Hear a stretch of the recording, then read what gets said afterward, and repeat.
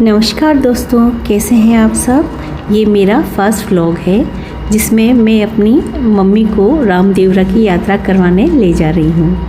ठीक है, कहते हैं हम माँ बाप का कर्ज मर के भी नहीं चुका सकते हैं, लेकिन हम इस जन्म में रहते हुए अगर थोड़ा सा अपने माँ बाप के लिए कुछ कर सकें तो वो हमारा सौभाग्य होता है।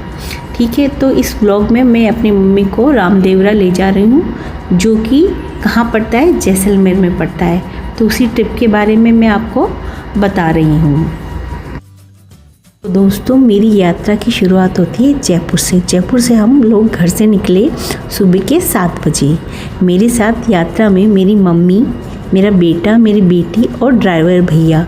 हमने यात्रा शुरू की बाई कार। दोस्तों, क्या आप जानते हैं कि बाबा रामदेव जी को रामसारा पीर भी कहा जाता है। रामसारा पीर इसलिए कहा जाता है क्योंकि यहाँ हिंदुओं के साथ साथ मुसलमान लोग भी बाबा रामदेव जी को पीर के रूप में मानते हैं। ये हिंदू और मुसलमानों की एकता को दर्शाने वाला एकमात्र मंदिर है राजस्थान में, जो कि राजस्थान में कहाँ पर स्थित है, जैसलमेर जिले के रामदेवरा रुणीचा गांव में स्थित है, जो पोखरण तहसील से 10 से 12 किलोमीटर पड़ता है। सुबह में जल्दी निकलने के कारण हम लोगों ने ब्रेकफास्ट नहीं किया था, इसी वजह से हम होटल ओल्ड एंड राउंड में रुकते हैं और वहाँ पर हम ब्रेकफास्ट करते हैं।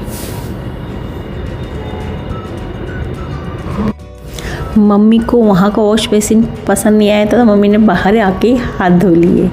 दोस्तों, फिर ब्रेकफास्ट करने के बाद हम फिर वहाँ से निकल पड़े हमारी आगे की यात्रा के लिए।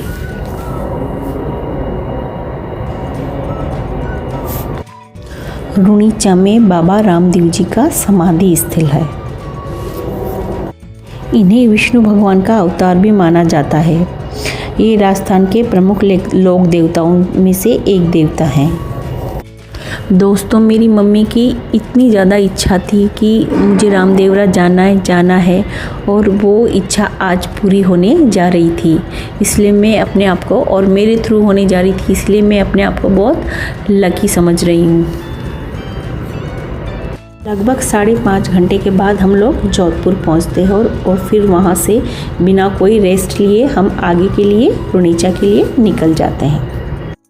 बीच में एक जगह रुककर हमने थोड़ा सा चाय पानी नाश्ता किया और इस तरह से हम रामदेवरा लगभग शाम को 4:30 बजे के आसपास पहुँचे। वहाँ पर दोस्तों बहुत सारी शॉप थी।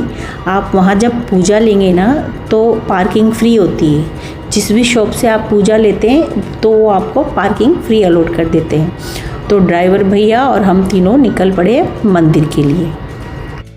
मम्मी का भारी शरीर होने के कारण मम्मी बहुत धीरे धीरे चल रही थी। वहाँ बहुत सारी शॉप थी दोनों साइड, रोड के दोनों साइड, जिसमें तरह तरह के आपको जो झंडा चढ़ाते हैं वहाँ पर नारियल है। तो मुझे ऐसा लगता है झंडा और नारियल की ज़रूरत नहीं है, आप सिंपली प्रसाद ले सकती हैं, क्योंकि वो झंडा और नारियल वहाँ पर वो भगवान जी को नहीं चढ़ाया जाता है। वो एक बॉक्स बना रखा है, वहाँ पर वो डलवा देते हैं। मम्मी हमारी एकदम धीरे धीरे चल रही थी क्योंकि उनका शरीर बहुत हैवी था। हमारे साथ शुरू से रास्ते में 2 डॉग्स भी चल रहे थे और जैसे मंदिर पास में आने लगा उन्होंने वापस से यू टर्न ले लिया और नीरजा ने भी फ्लैग जो झंडा था वो मम्मी को पकड़ा दिया।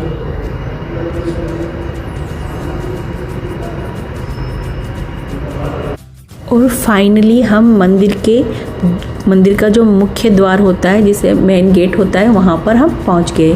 वहाँ पर काफ़ी सारी लेडीज़ बैठी हुई थी, तो हमने उनको एक जगह पर, वो क्या करती थी, आपकी जो स्लीपर होगी, चप्पल होंगी, जूते होंगे, उनको एक जगह आप इकट्ठा करके उनको दे देते हैं। वो उसका रखवाली करते हैं। फिर जब आप वापस आते हो तो उनको थोड़े पैसे आप दे के उनसे आप अपनी चप्पल ले लेते हो। इस तरह से हम मंदिर पहुँच गए। फाइनली मम्मी का जो ड्रीम था, जो सपना था, वो सच हो रहा है। जैसे ही मैं मंदिर के अंदर पहुंची तो मैंने देखा कि पूरा का पूरा मंदिर लगभग खाली था, वहाँ बहुत कम लोग थे। तो मैं तो बहुत खुश हुई। अगर बहुत ज़्यादा भीड़ होती तो मम्मी को दर्शन करने में थोड़ी दिक्कत होती। तो my mother is so lucky. क्योंकि मैं यहाँ पर 2021 में भी आई थी, 2020 या 21 में आई थी mother in law father in law के साथ में। तब यहाँ पर बहुत ज़्यादा भीड़ थी और हमें बहुत मुश्किल से दर्शन, मतलब हुए तो बहुत अच्छे से थे लेकिन इतने अच्छे से नहीं हुए थे। तो हमने बहुत शांति से, मुझे तो बहुत ही खुशी हुई क्योंकि मम्मी को बहुत दिक्कत होती, भीड़ होती तो। और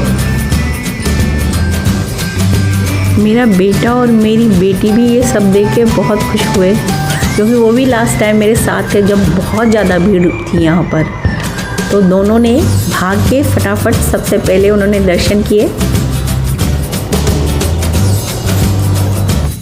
और धीरे धीरे मम्मी भी दर्शन के लिए वहाँ पहुँच गई। बेटा और बेटी दोनों इसमें कन्फ्यूज़न में थे कि नारियल का करना क्या है और इस झंडे का करना क्या है, क्योंकि सभी लोग नारियल और झंडे को एक तो वहाँ पर एक बॉक्स बना हुआ था स्टील का, उसमें डाल रहे थे। तो बेटी पूछ रही थी कि मम्मी इसका क्या करना है। फाइनली उस बॉक्स में उन्होंने को डाल दिया झंडा और नारियल का। तो आप चाहे तो खरीदे चाहे तो ना खरीदे, depends on you.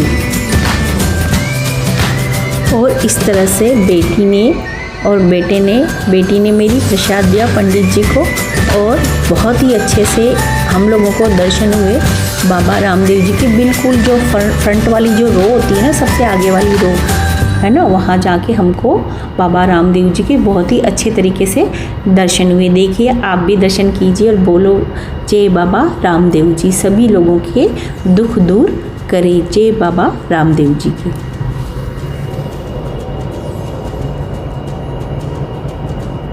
Baba Ramdev ji के दर्शन के बाद वहीं मंदिर में बहुत सारे छोटे छोटे मंदिर थे, हम उनके दर्शन के लिए निकल पड़े।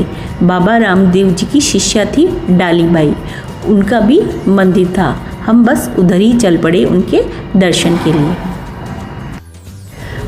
रास्ते में जो भी छोटे छोटे मंदिर आते जा रहे थे, मंदिर के अंदर ही हम लोग उनको ढोक देते हुए आगे की तरफ निकलते जा रहे थे। बेटा और बेटी और मम्मी हमने बहुत ही अच्छी तरीके से सभी मंदिरों में ढोक दिया और प्रसाद चढ़ाया। ये देखो, ये है बाबा रामदेव जी की शिष्या, इनका नाम था डाली बाई।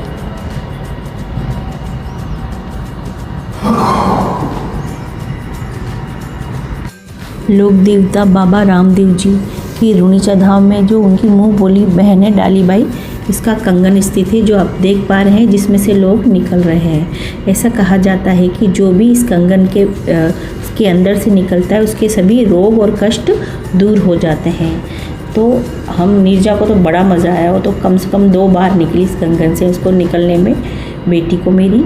और मम्मी को मैंने मना किया, मम्मी मैंने कहा आपका शरीर बहुत हैवी है, लेकिन मम्मी नहीं मानी, नहीं मैं भी निकल जाऊंगी। तो आप देखिए इतना भारी शरीर होने के बाद भी मम्मी उस कंगन से निकल ही गई आखिरकार।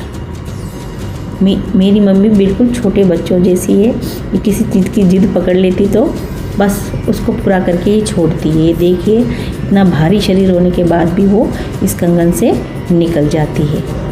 जय बोलो बाबा रामदेव जी की जय।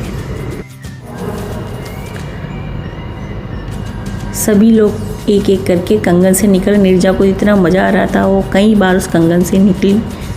मेरा बेटा भी उस कंगन से निकला और फाइनली मैं भी उस कंगन से निकली। जय बोलो बाबा रामदेव जी की जय।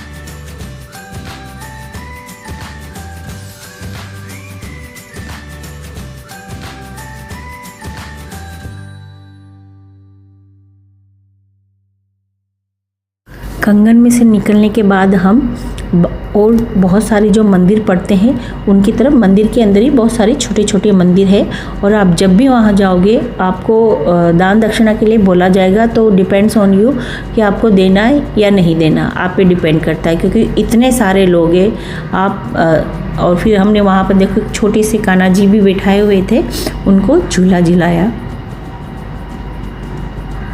इस तरह से हम सभी मंदिरों में होते हुए रामसर बावड़ी की ओर बढ़ रहे थे। यहाँ पर मंदिर के पास में एक रामसर तालाब भी है और उसी तालाब का पानी रामसर बावड़ी में आता है। क्योंकि मम्मी चल नहीं सकती थी, क्योंकि रामसर जो तालाब था वो लगभग 1 से 1.5 किलोमीटर दूर था और काफ़ी नीचे उतरना पड़ता है उसके लिए।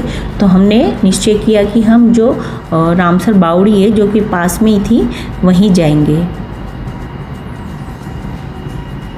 तो हम धीरे धीरे रामसर बावड़ी की ओर चल पड़े। मम्मी से फास्ट नहीं चला जा रहा था, तो मम्मी धीरे धीरे ही चल रही थी। आगे रास्ते में वहाँ पर एक नगाड़ा टाइप था, मतलब बड़ा सा नगाड़ा जिसको सभी लोग बजा रहे थे। तो हमको पता तो नहीं था कि क्यों बजा रहे थे, लेकिन सब लोग बजा रहे थे तो हमने भी वो नगाड़ा बजा दिया। मम्मी ने बजाया, फिर मैंने भी बजा दिया। उसके पीछे क्या मान्यता थी मुझे नहीं पता, बट सब लोग कर रहे थे तो हमने भी कर दिया। इस तरह से हमने बाबा रामदेव जी के दर्शन किए और नेक्स्ट ब्लॉग में मैं बताऊंगी हमने रामसर बावड़ी में क्या क्या किया। दोस्तों, मेरे फर्स्ट ब्लॉग था तो मुझे अभी इतना अच्छी तरह से बताना नहीं आते, व्लॉगिंग नहीं आती है, तो अभी कुछ त्रुटि या गलती हो जाए तो उसके लिए मुझे क्षमा कीजिएगा। और प्लीज़ मेरे चैनल को लाइक, शेयर और सब्सक्राइब कीजिएगा। Thank you.